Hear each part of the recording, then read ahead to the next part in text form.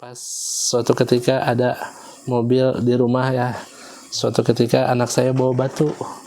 Dia buat tanda tangannya di mobil. Wah, Masya Allah, luar biasa dicoretnya ya. Itu rasanya Ustaz. Pas saya lihat, dia bilang, bagus kan Nabi? Apapun yang menimpa kita, bawa senyum, bawa santai, bawa tenang ya. Bawa senyum, hidup ini indah. Nikmati hidup ini ya, nikmati keluarga kita, nikmati apa yang kita punya, nikmati diri kita sendiri ya, insya Allah, dan syukuri bahwa kita punya Allah yang maha luar biasa ya.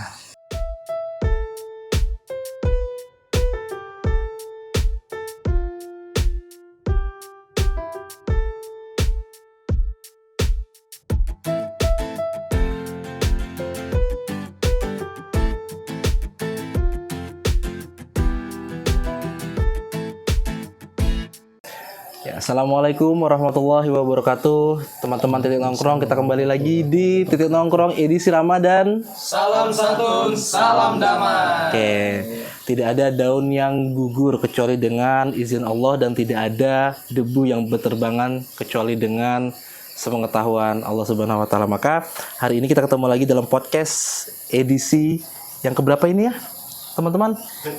Yang ketiga. Alhamdulillah. Malam ini kita kedatangan seorang ustadz, guru saya nih favorit dari sejak SMA kita, Ustadz. SMK.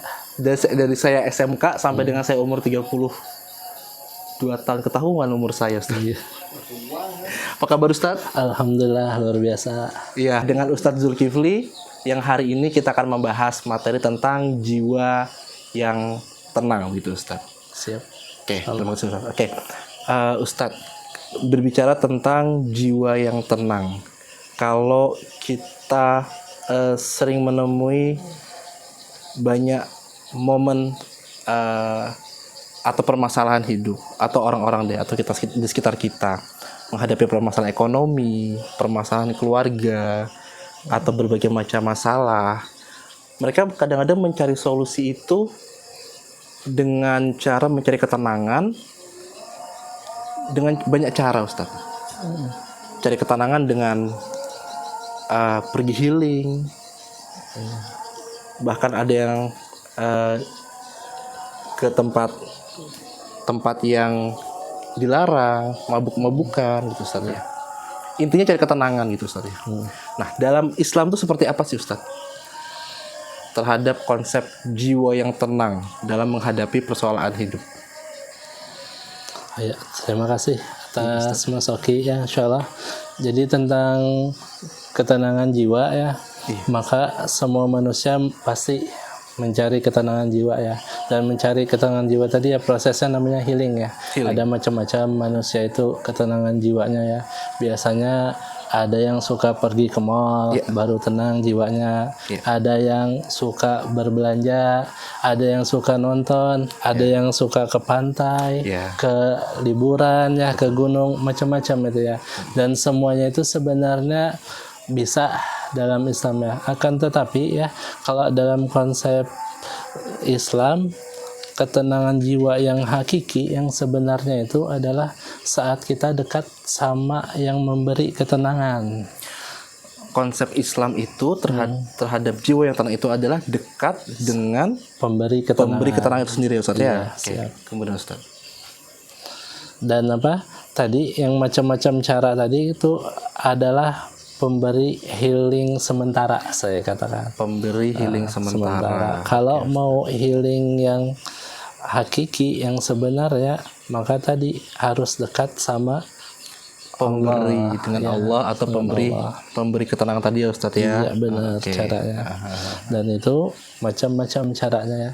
Ada yang dengan baca Quran, ada orang yang healingnya dengan salat ya, ada yang healingnya dengan pergi umroh, haji ya, ada yang healingnya dengan puasa justru. Dengan puasa juga bisa healing, Ustaz ya. Dengan puasa bisa ya. Momennya justru pas nih.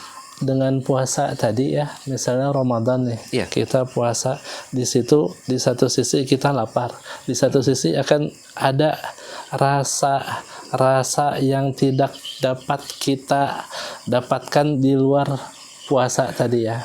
dengan lapar tadi ya, dengan menahan diri kita, dengan menahan dari godaan makan, godaan syahwat, justru ada sesuatu di jiwa kita yang tumbuh. Dan inilah Iya. spesial hanya bagi orang beriman saja ya. Oke. Makanya panggilan puasa tadi, Ya. panggilan cinta Allah kepada orang-orang yang beriman ya. Oke. Dan kalau dilandaskan iman, maka dia akan mendapatkan healing tadi ya. Masya Allah. Masya Allah. Jadi dari sekian banyak cara mencari sebuah ketenangan itu, salah satunya dengan cara berpuasa, apalagi sekarang momen Ramadan ya Ustaz ya. Ramadan, Dan ya, siap. itu akan ada rasa ketenangan yang tidak didapatkan di luar momen puasa tadi, Iya. karena kita menahan rasa apa itu tadi Ustaz? Merasa dari godaan hawa nafsu, Hawa nafsu. ya, godaan setan, Harga ya. dari setan Ustaz. Dan itu salah satu healing yang terbaik dalam hidup kita ya. Healing yang terbaik Ustaz. Insya Allah. Iya. Kemudian Ustaz? Nah, kemudian tadi ya macam-macam cara ya. Setelah kita dapat healing ya, justru setelah tenang jiwa kita, maka kita pasti akan berusaha mempertahankannya ya.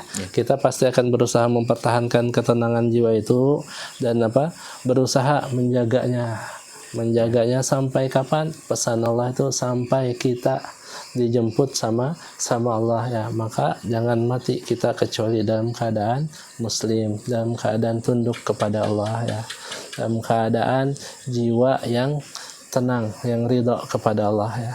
Sangat menarik yang disampaikan oleh Ustadz Zulkifli bahwa pesannya untuk menjaga ketenangan hingga nanti dijemput oleh Allah, karena tadi pesannya adalah agar bisa menjaga keimanan Ustadz ya, Iya. menjaga jiwa yang tenang hingga nanti dijemput oleh Allah Subhanahu Wa Taala di akhir umur kita. Kenapa itu penting ya Ustadz? Ya karena tugas kita di dunia adalah untuk mengabdi kepada Allah. Dan salah satu cara supaya mengabdi kita kepada Allah ini indah, nikmat, ya tadi dengan kita healing, kita tenangkan jiwa kita supaya jiwa kita ini tidak dipengaruhi oleh setan, tidak dipengaruhi hawa nafsu ya, tidak dipengaruhi oleh godaan-godaan negatif yang buruk dan yang lainnya. Maka tadi kita harus selalu dekat kepada Allah ya. Harus dekat dengan kepada Allah. Kemudian Ustadz, gimana caranya kita mendekatkan diri kepada Allah supaya mendapatkan outputnya rasa ketenangan itu Ustadz? Nah, supaya kita dekat kepada Allah, maka salah satunya kita harus senantiasa zikir, istilahnya ya. Zikir ya. Kalau di Quran kan disebutkan a'udzubillahi minasyaitonirrajim, ala bidzikrillahi tatmainnul qulub ya, kata Allah. Ketahuilah dengan mengingat Allah lah hati akan menjadi tenang ya. Kalau zikir di ayat yang lain kata Allah, namanya berzikir itu dalam segala posisi. Dalam segala posisi Ustaz. Posisi kiaman, berdiri ya, posisi duduk, atau wa'ala junubihim, posisi berbaring. Dan kita manusia senantiasa tidak lepas dari 3 posisi tadi ya. Betul. Tidak ada posisi kita di luar berdiri, duduk, atau berbaring. Betul. Jadi dalam posisi apapun perintahnya Allah, kita disuruh berzikir kepada Allah. Atau kalau enggak berzikir kepada Allah, kita aktifkan pola pikir kita ya, memikirkan kekuasaan Allah ya. Kan itu jelas ya dalam Quran surah Al-Imran ayat 191 ya. Senantiasa berzikir dan berpikir tentang kekuasaan Allah, dan tidak ada ciptaan Allah ini yang sia-sia intinya ya. Semuanya manfaat ya. Masya Allah Ustadz ya. Oke. Jadi memang cara tadi cara kita untuk mendapatkan rasa ketenangan hati itu dengan cara berzikir, karena perintahnya tadi adalah baik dalam keadaan berdiri, duduk ataupun berbaring, itu mengingat Allah. Bahkan tidak hanya digerakkan tadi Ustaz ya, tapi juga dalam hal yang tidak terlihat dengan cara berpikir. Benar. Kemudian Ustaz. Nah, kemudian setelah itu dapat, maka silahkan kita healing dengan cara-cara tadi ya. Tadi kan cara sesuai syariatnya ya. Ada juga tadi kalau kita misalnya punya istri, healingnya ajak istri ke mall ya, ajak istri belanja ya, Oh, iya, ajak iya, anak jalan-jalan ya, Iya, iya, ajak hobi kita misalnya sesekali mancing, silahkan. Hobi kita sesekali liburan ya, hobi kita sesekali adalah misalnya baca buku, silahkan healing dengan hal-hal yang tadi ya, silahkan, tidak masalah. Yang penting ketenangan jiwa yang utama yang jangan dilepas adalah kedekatan sama Allah dulu ya. Oke. Saat kedekatan sama Allah sudah terjalin dengan akrab, dengan rapi, silahkan hal-hal healing yang lain yang bisa membuat ketenangan jiwa itu dilaksanakan. Yang pasti jangan sampai gara-gara urusan healing dunia kita, hubungan kita sama Allah menjadi kurang bagus ya. Bagus, Itu ya, jadi healingnya jadi healing dunia akhirat ya. Healing dunia akhirat. Ya, Ya, Ustaz. gitu. Oke, berarti ketenangan ini Ustadz boleh nggak kalau saya katakan itu adalah sebuah rasa yang berada di alam bawah sadar kita? Iya benar. Boleh ya Ustadz ya? Iya. Oke. Sehingga dengan kalau kita sudah menanamkan rasa tenang di alam bawah sadar kita, apalagi itu rasa tenang yang memang yang tadi Ustadz sampaikan, karena kedekatan dengan Allah, maka itu menjadi sebuah energi besar ketika kita berhadapan dengan sebuah masalah, maka kita tinggal seperti membuka sebuah pintu atau kunci yang kita punya untuk mendatangkan rasa tenang itu dengan cara tadi berzikir, Ustaz ya. Itu. Bukan malah jadi anak senja atau malah nongkrong gitu ya. Kecuali di titik nongkrong itu boleh, Ustaz ya. Iya Ustaz. Ya. Dan benar tadi ada orang yang cari ketenangan jiwanya dengan mabukan, betul. ada yang cari ketenangan jiwanya dengan ngobat ya, Iya, betul. dengan obat-obat terlarang, Iya. ada yang cari ketenangan jiwanya dengan main game seharian, Iya. ada yang cari titik ketenangan jiwanya dengan cara bermaksiat. Nah, lagi-lagi ini ketenangan jiwa yang menipu ya. Ketenangan jiwa yang menipu. Jiwa itu ternyata punya tingkatan. Dalam kehidupannya jiwa itu ada beberapa tingkatan ya. Tingkat yang paling rendah itu adalah nafsul amarah ya. Nafsul amarah. Jiwa yang penuh emosi, jiwa yang penuh kemarahan. Dan saat tadi jiwa kita yang penuh kemarahan tadi ya, maka hobinya akan penuh dengan hal-hal yang berbau emosi, berbau marah-marah. Dia akan ditenangkan dengan hal-hal yang sifatnya kemarahan juga. Akan tetapi itu bukan ketenangan yang sebenarnya ya. Naik lagi ada jiwa lawamah namanya. Jiwa Jiwa lawamah kalau istilah Quran. Jiwa yang senantiasa bersedih, menyesal ya, yang senantiasa menyalahkan ya, mengambing hindamkan orang lain, menyalahkan keadaan ya, mengutuk seseorang. Ini juga jiwa yang jiwa yang kurang bagus lah kalau istilahnya di Quran. Maka kita harus sampai ke titik selanjutnya ya, yaitu jiwa mutmainnah. Jiwa mutmainnah. Jiwa yang tenang. Siapa jiwa yang tenang? Ya tadi jiwa orang beriman yang tadi dia mencari healingnya, kedekatannya kepada Allah ya. Saat sudah dekat kepada Allah, maka hal-hal yang lain tadi akan mendukung hubungannya kepada Allah. Kepada Allah. Maka silahkan dicek ya, jiwa kita masuk yang mana nih ya. Yang Iya. amarah penuh emosi, yang lawamah penuh penyesalan, yang penuh penyalahkan orang lain, atau yang mutmainnah yang penuh ketenangan. Iya Ustadz, dari 3 jenis rasa jiwa tadi Ustadz, jujur kalau saya atau mungkin teman-teman juga yang di rumah atau tim titik nongkrong pernah merasakan 3 kondisi ini Ustadz. 3 energi yang mulai dari negatif, sedang sampai di positif ini. Pertanyaannya Ustadz, bagaimana cara mengubah dari rasa jiwa yang tadi apa tadi Ustadz? Yang amarah, penuh marah, lawama menjadi jiwa yang mutmainnah Ustadz. Ya. Karena seringkali kita dihadapkan sebuah kejadian yang membuat kita kadang-kadang pengennya marah, pengennya meluapkan ini nih karena kekesalan itu Ustaz. Iya. Oke. Jadi emosi tadi sesuatu yang manusiawi ya, wajar kita marah, wajar kita sedih, itu adalah hal yang wajar ya.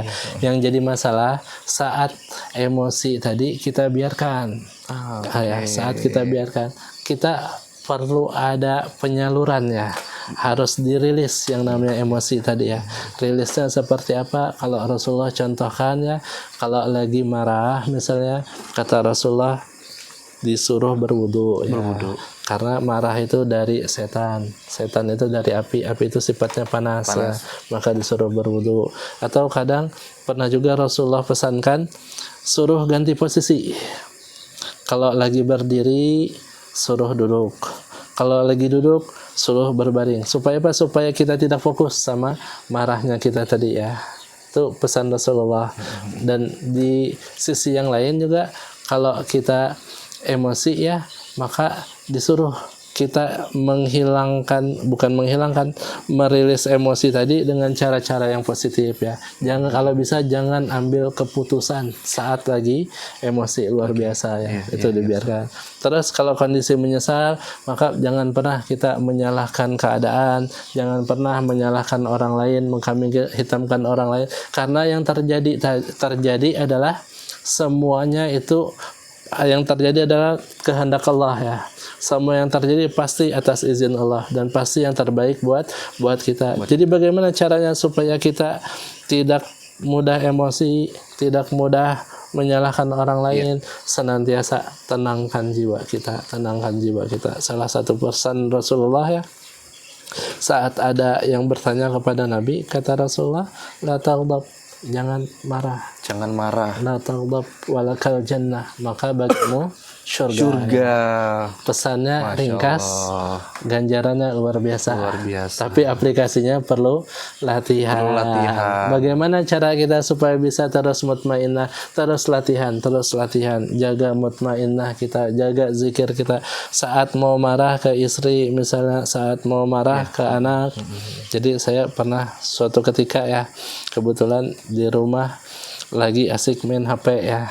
Tiba-tiba sama anak diambil itu HP, langsung emosi luar biasa ini, marah nih, hampir mau mukul anak, tapi nggak, langsung ingat astagfirullah, ini HP urusan dunia, anak investasi akhirat, alhamdulillah, terus dilatih seperti itu ya. Jadi harus kita bedakan mana urusan akhirat kita, mana urusan dunia kita. Jangan kebalik. Ada orang yang emosi gara-gara dunianya, tapi menghilangkan akhiratnya ya, kayak tadi ya.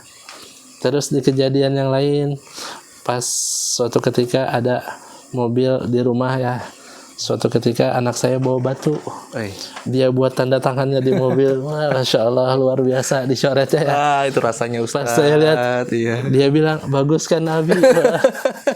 Dia lihat mukanya, saya lihat mukanya yang polos itu, Masya Allah, luar biasa ya.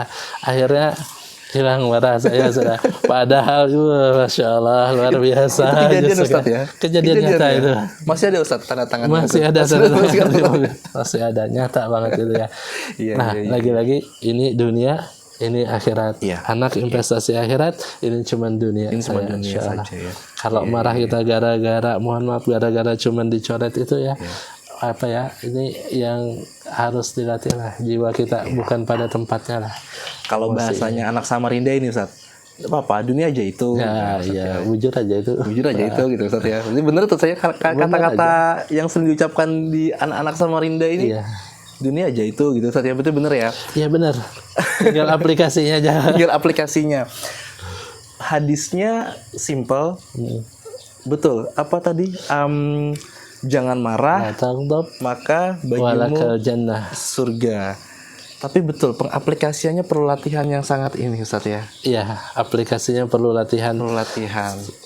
Latihan yang luar biasa. Dan ini kan sifatnya karakter ya. Karakter itu diolah pertama dari pola pikir. Pola pikir kita ya. Setelah pola pikir jadi kebiasaan. Jadi kebiasaan, sikap, kebiasaan. Setelah itu jadi karakter. Maka dibiasakan karakter kita adalah karakter yang membuat jiwa kita ini ridho sama ketentuan Allah ya. Baik. Yang nerima lah sama ketentuan Allah. dan setelah jadi karakter nanti endingnya akan menjadi sebuah keadaan atau takdir kita. Akan Boleh menjadi nggak diri gitu? kita. Menjadi diri kita. Iya. Menjadi membentuk sebuah keadaan yang kita hadapi sekarang. Mungkin boleh nggak Ustaz kalau saya bilang seperti ini? Keadaan saya yang sekarang itu bermula dari keadaan jiwa saya seperti apa. Dari level kesabaran saya seperti apa. Maka outputnya adalah keadaan saya sekarang. Boleh nggak gitu Ustaz disimpulkan? Iya benar seperti itu Bang. Boleh Ustaz Boleh ya. Bang. Keadaan diri kita sekarang adalah keadaan jiwa kita yang telah kita olah beberapa waktu yang lalu ya. Oke. Dan itu menjadikan diri kita sekarang. Sekarang. Berarti Ustaz kalau kita pengen masa depan kita baik, entah masa depan kita di 5, 10, 20 tahun lagi, atau mungkin bahkan nanti di alam kubur, atau mungkin di akhirat kita pengen baik, maka dimulai dari sekarang. Iya Betul Ustaz ya? benar. Ibda binaksib, dimulai dari diri kita sendiri, dimulai saat ini, dimulai dari hal yang kecil. Hal yang kecil. Kata Agim lah ya. Masya Allah, ilmunya luar biasa ini Ustaz. Iya. Nah, kemudian Ustaz, terus. Kemudian setelah tadi ya, setelah jiwa kita bisa kendalikan ya sesuai perintah Allah kan, wa nafsi wa ma sawaha, Allah yang telah memberikan kita jiwa ini, Allah sempurnakan jiwa-jiwa kita, katalah fa'alhamaha fujuraha wa taqwaha ya. Qad aflaha man zakkaha wa qad khaba man dassaha ya. Beruntung orang yang menyempurnakannya, yang mensucikan jiwanya ya, dan sungguh rugi orang yang mengotorinya. Siapa orang yang mensucikannya? Yaitu orang-orang yang fokus jiwanya adalah untuk akhirat, dan rugi orang-orang yang jiwanya gelisah, jiwanya nggak tenang hanya untuk urusan dunia ini saja ya. Ya, Ustadz, kita saat ini berada di sebuah kondisi di mana mayoritas itu generasi muda yang mendominasi bangsa ini, Ustadz. Tentu karakternya kan macam-macam itu, Ustadz. Nah, apa kaitannya generasi muda yang sekarang ini yang lebih kenal dengan istilah generasi milenial, Gen Z, atau mungkin penyebutan sekarang ada namanya istilah generasi strawberry, yang cara mencari momen ketenangan, jiwa yang tenang itu banyak sekali caranya mereka, dari gadget, dari hobi yang macam-macam, dari ngegame. Nah, dihadapkan dengan dihadapkan dengan pencarian jati diri dan ketenangan tersebut, Ustaz. Bagaimana Ustaz kaitannya? Iya. Nah, tantangan zaman kita memang seperti itu ya. Otomatis akan kita hadapi generasi-generasi sekarang, yang mana saya katakan ini generasi sebenarnya sudah ada mulai zaman nabi-nabi terdahulu, dan kompleksnya di zaman Nabi Muhammad SAW. Kita sebagai umat akhir zaman otomatis akan menghadapi nih semua konflik umat-umat terdahulu tadi ya. Maka dikatakan ada generasi pelangi juga ya, ada generasi gadget, ada generasi sabu ya, generasi yang nggak benar-benar lah. Mereka cari keterangan di sana ya. Nah, ini tantangan zaman di mana pemuda saat ini ya, umat Islam saat ini pada umumnya harus juga berdakwah, harus juga menyampaikan bahwasanya yang namanya ketenangan jiwa yang hakiki itu adalah dengan mendekatkan diri kita kepada Allah, bukan dengan hal-hal yang di luar tadi. Mereka menganggap keren pelanggaran-pelanggaran tadi, mereka menganggap keren maksiat-maksiat tadi ya. Padahal itu bisa diarahkan sebenarnya saat Saat mereka dekat dengan Quran, dan bagus dimulai dengan momen Ramadan ya. Misalnya contohnya bulan Ramadan, momen Ramadan di mana disyariatkan puasa Ramadan. Banyak generasi-generasi sekarang yang mulai acuh dengan puasa Ramadannya ya, dengan sholat tarawihnya ya, dengan baca Qurannya. Maka kita harus kembalikan lagi ya, karena yang namanya ke Islam tadi, kejayaannya tidak akan kembali kecuali kembali kepada generasi awalnya. Jadi kalau mau pemuda-pemuda kita sekarang ketenangan jiwanya benar ya, hakiki, maka kembali kepada ketenangan jiwa yang dilakukan oleh generasi awal, dengan seperti apa yang dilakukan oleh Rasulullah Muhammad Sallallahu Alaihi Wasallam ya. Jadi maka ini titik nongkrong ini ya sebagai titik nongkrong yang bagus lah, mudah-mudahan sebagai titik awal menjadi pengimbang umat ya, khususnya para remaja supaya bisa kembali kepada fitrahnya ya. Apa fitrahnya? Fitrahnya adalah mentauhidkan Allah ya. Fitrahnya adalah untuk berdakwah di jalan Allah, dan kampungnya kita supaya kita pulang kampung benar nanti kalau misalnya lebaran ya, pulang kampungnya bukan pulang ke kampung yang salah. Kampungnya kita adalah kampung Kai kita, Kai Adam. Di mana kampungnya Kai Adam? Surga. Di surga ya. Jadi pulang kampungnya kita kembali ke surga. Jangan salah kampung ya. Jangan malah tersesat maksudnya, insyaallah. Jadi Ustadz, untuk syarat masuk surga itu boleh nggak dikatakan harus mempunyai jiwa yang tenang, Ustadz ya? Iya. Betul ya, Ustadz ya? Betul. Ayatnya juga kan seperti itu, kata Allah, a'udzubillahi minasyaitonirrajim, ya ayyatuhan nafsul mutmainnah irji'i ila rabbiki radiyatan mardiyah fadkhuli fi ibadi wadkhuli jannati, kata Allah. Ujungnya kan, dan masuklah surgaku. Sebelumnya apa kata Allah? Wahai jiwa-jiwa yang tenang ya. Artinya kalau mau masuk surga, jiwanya harus menjadi jiwa yang tenang. Harus naik levelnya dari jiwa ammarah, dari jiwa lawamah menjadi jiwa mutmainnah.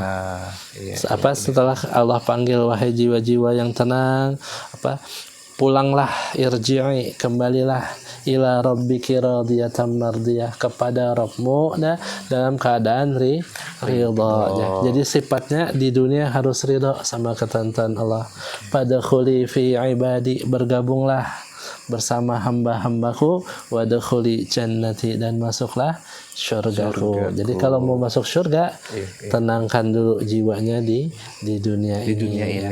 Harus juga, ini syarat mutlak saya katakan.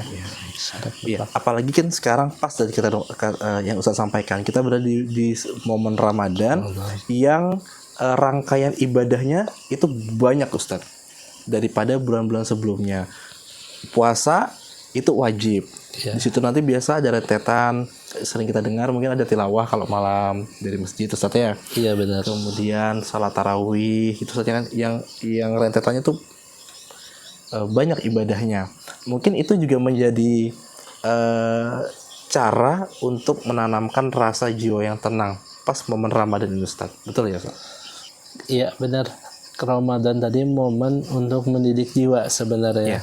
Dikatakan Ramadan itu bulan tarbiyah, bulan latihan. Yang nama latihan itu pasti secara porsi lebih. Namanya latihan ya. Misalnya ini timnas akan ada pertandingan ya. Pertandingannya cuman 90 menit. Latihannya berapa lama coba? Berbulan-bulan ya. Sama kita juga, Ramadan ini tarbiyah latihannya. Makanya saat Ramadan ini tilawahnya ditingkatkan, sholatnya ditingkatkan, ibadah-ibadah sunnahnya ditingkatkan, sedekahnya ditingkatkan, dalam rangka tarbiyah, melatih supaya apa? Supaya nanti setelah selesai Ramadan kita siap bertanding yang sebenarnya dalam kehidupan ini ya. Jadi luar biasanya Allah kasih fasilitas kita untuk training, untuk menghadapi kehidupan. Rugi kalau kita nggak manfaatkan training ini untuk mendidik jiwa kita ya.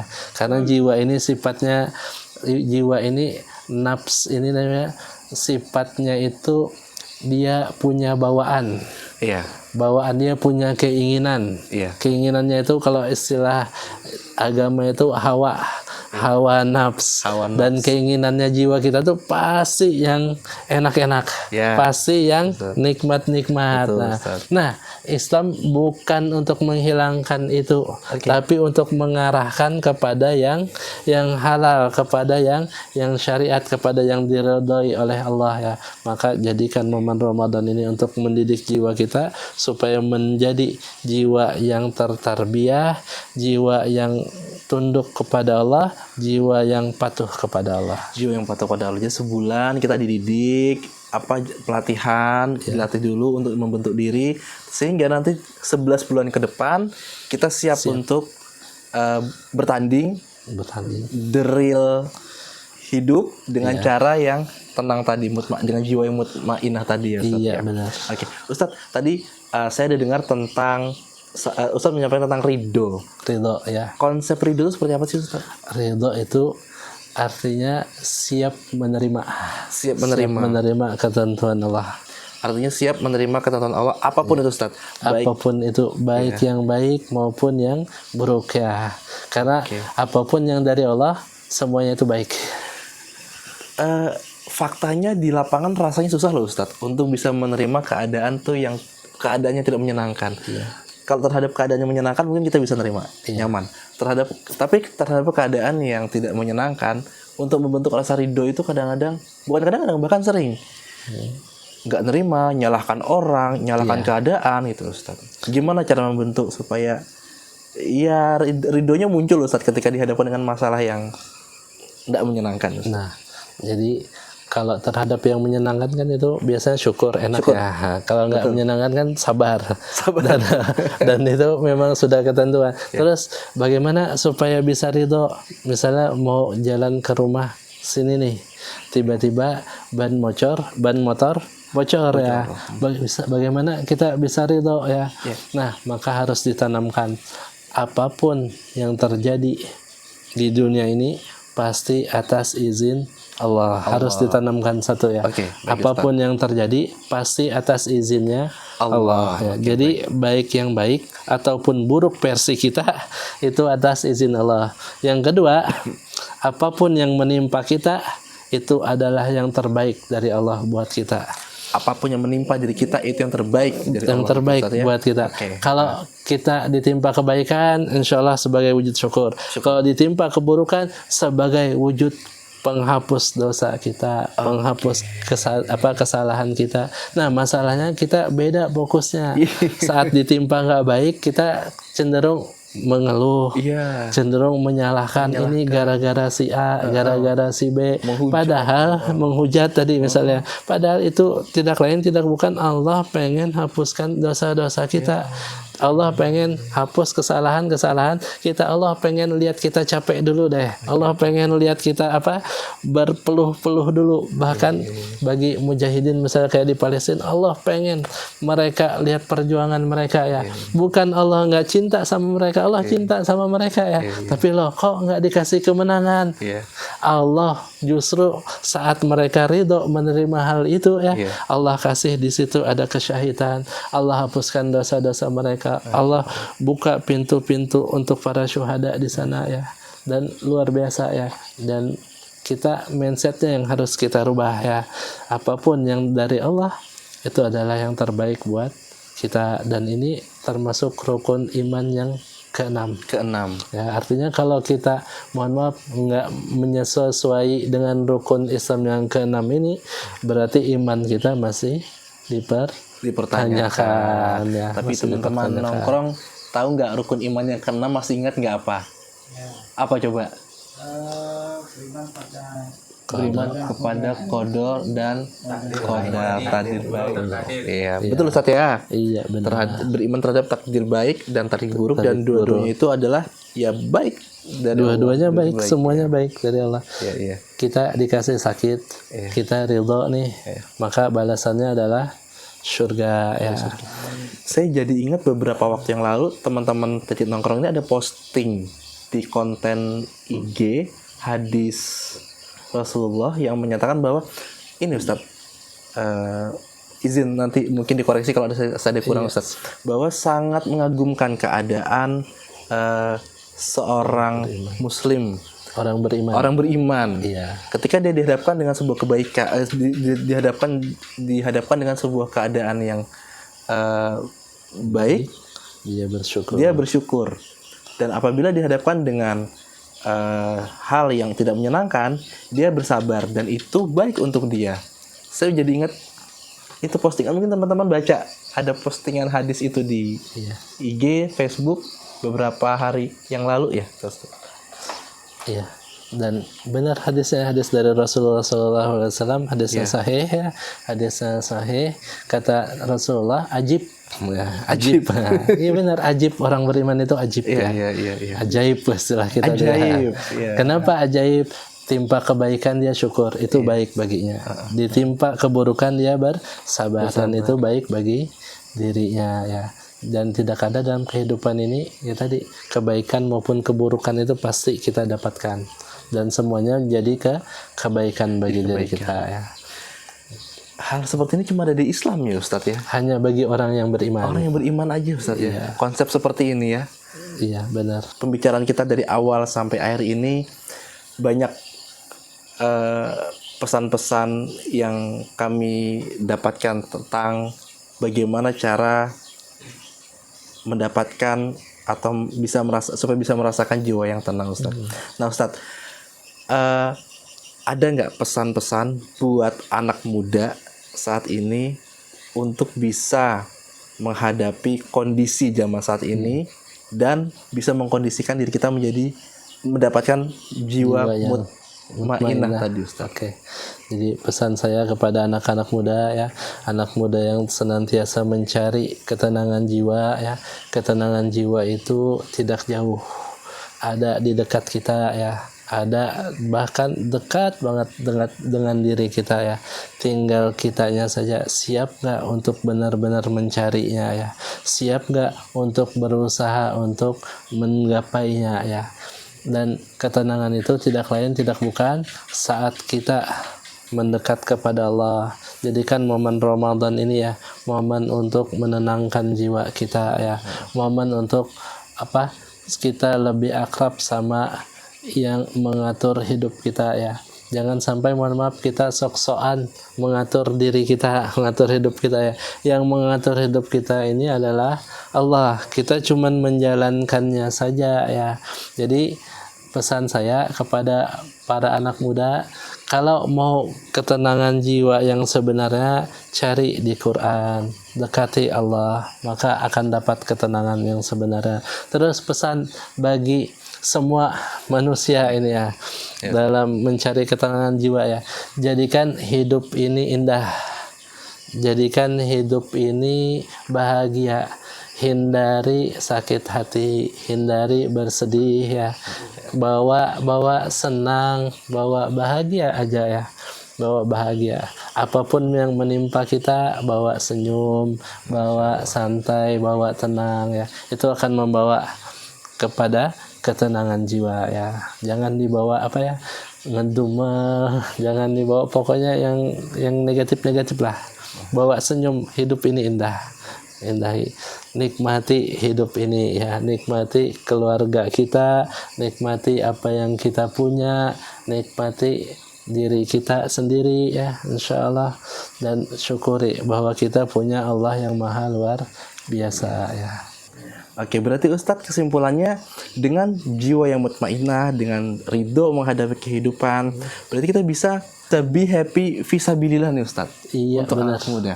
Masya Allah, terima kasih Ustadz atas sharingnya. Terima kasih juga sudah hadir di Titik Nongkrong. Sama-sama. Mohon berkenan kalau kita undang lagi di Titik Nongkrong Ustadz. Insyaallah siap. Oke, demikian tadi diskusi kita bersama Ustadz Zulkifli. Semoga bermanfaat kita semua. Terima kasih. Baik, wassalamualaikum warahmatullahi wabarakatuh. Waalaikumsalam warahmatullahi wabarakatuh. Titik Nongkrong edisi Ramadan. Salam santun, salam damai. Adalah tempatnya kita berbuat dosa.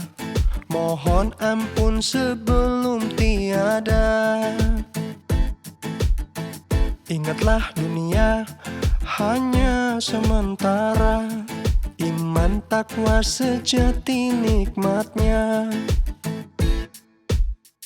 Ya syukur kita masih di jalannya, masih di jalannya.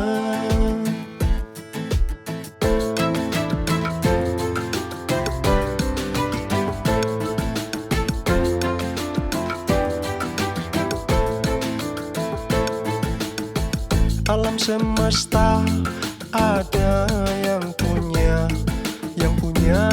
Allah semata. Sang Rasul seru